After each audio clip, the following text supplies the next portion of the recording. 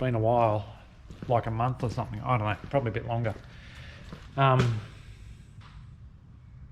have a visitor in the shed somewhere. She's hiding. Anyway, there she is. So a bit's happened. Well, I had some jobs to do around the house, some big jobs.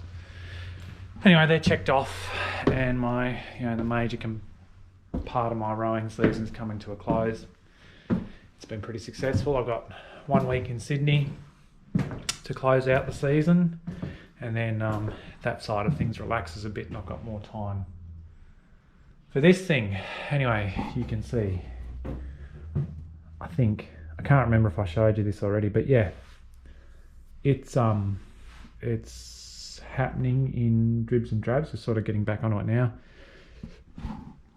Probably one of the big things is do a bit of roughing in, then I sort of twig and think, oh, I've got to get some other section sorted out while I'm pulling cables. So I'll just give you a quick run around.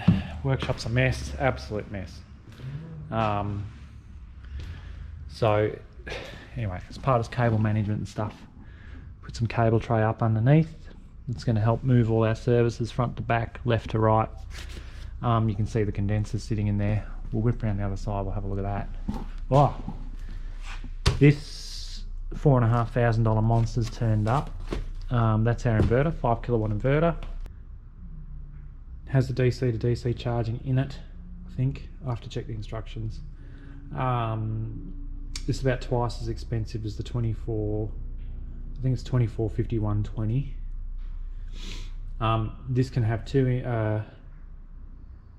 AC inputs go into it, so you can have your shore power and a generator, and it'll automatically run, or it'll pick which one you want. We've sorted out the generator enclosure and how that's going to work. I've even picked the generator. It's not a top of the line generator, it's diesel, it's 6.5 kilowatt, it's silenced. I think it's about $2,500 from a company that in Glen Waverley that I buy a lot of it. I buy some VSDs and motors from, and I've been using their products for a while. Yes, they're a Chinese thing, but what doesn't come out of China now? So I've been using their VSDs with no issues. So I figure that you want to stay in business in Australia, I guess you offer a good product, and these guys do, and I'll chuck their link below. So anyway, tow bar, we've worked that out. I'm going to start drawing that up tonight. We've got the plate worked out, and we'll go through that process. We'll get that all welded up and checked. There's a bit of a sketch for where all our power generation is going to go. The only thing that's different is the batteries are not like that. We've sort of come up with a bit of a compromise here, which I'll just show you quickly. Limiting strap so the bin door doesn't hit the caravan at the moment. So this is what we've got. So our condenser for the outdoor unit for the air conditioning is going to sit on this little rack here, which I've got to mark and drill the holes in, and obviously give it a coat of paint. And then our 4 lithium batteries will sit under here. I've got room for 2 more lithium batteries up in the next step there.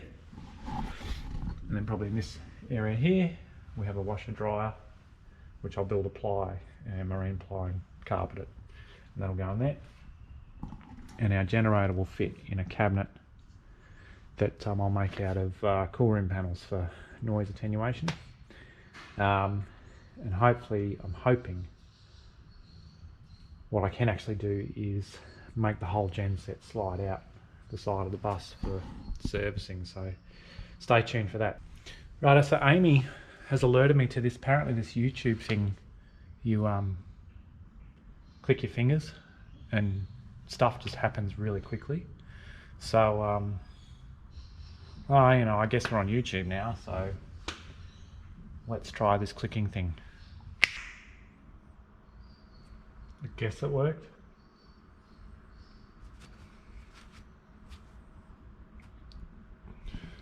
Okay. I'm not a fan. Anyway, so what have they done? Yeah, okay, bugger all. Cut the holes. And a bit of extra support plate there. It's got to be fairly rigid too, because this end of the condensers where all the magic happens is quite actually heavy in this end. That end's just a radiator, effectively, and a fan. It's quite light. So this will get bolted with M10 bolts through the floor, through there. No big deal. So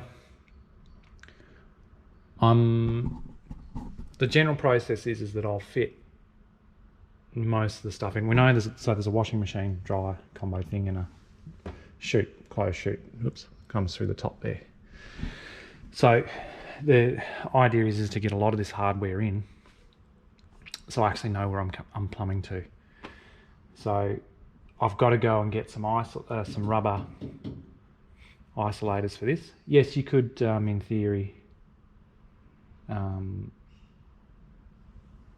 bolt, put a bit of rubber in between, put a bolt through, but the vibration still translates through to the chassis. And these, they're pretty quiet, but sometimes if the fan's slightly out of balance, they will vibrate, and it would probably drive me nuts. And then, you sort of go, well, but you've got a generator too. Yes, but the generator probably won't be running all the time, whereas this will run a hell of a lot more often than the generator. Fingers crossed. Anyway, so now that YouTube has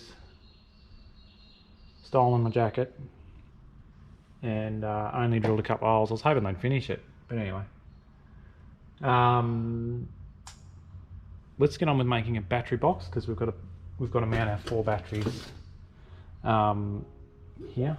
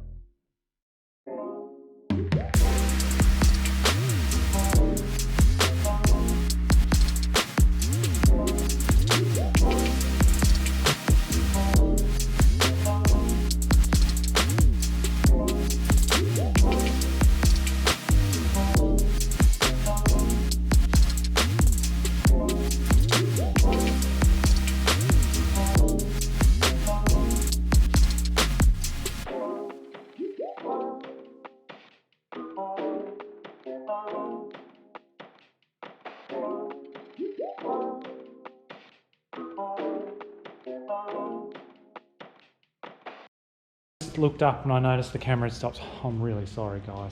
I don't know where it stopped, but anyway. So, battery tray with a, well, I don't know, it's a truss, I guess. She's a bit haphazard, but anyway, it's good enough. So the reason I did something like that, I don't know, I just did. I could have put a really thick bar across there, but it probably still would have flexed in the middle. This definitely won't flex. I know, something different. So I've just got to put the threads on these, and then a bit of neoprene rubber. It's a stick-on rubber, you can get it from Clark Rubber. Underneath that, and that should evenly squeeze down on the batteries. That way I don't need any spacers, they won't vibrate around. Yeah, I'll just be squeezed nicely under there, and it's a good handle, I guess, to get it off. Anyway, so what I'm going to do now is probably get on and get painting. And you guys don't really need to see that. Oh, I tell you what we will do. Let's go through and just... There's a couple other things I did. It's pretty cool.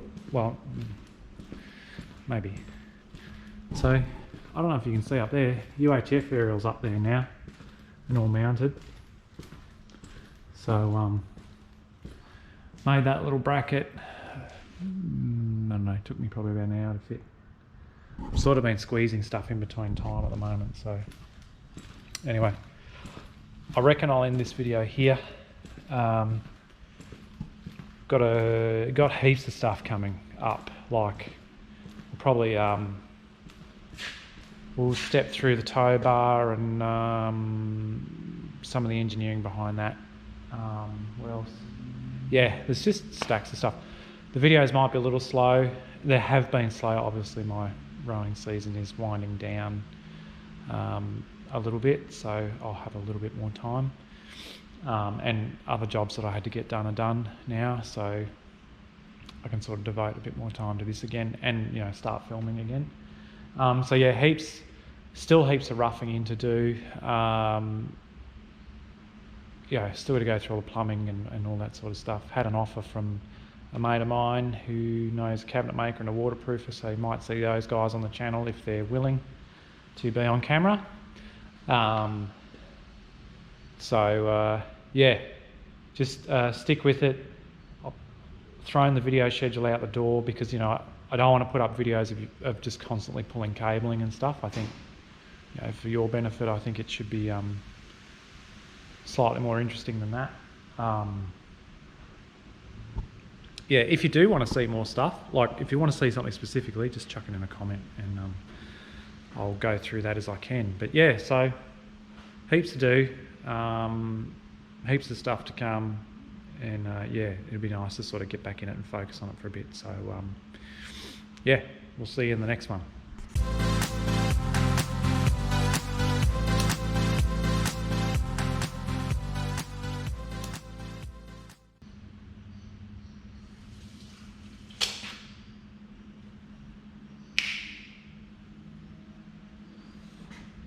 It doesn't work.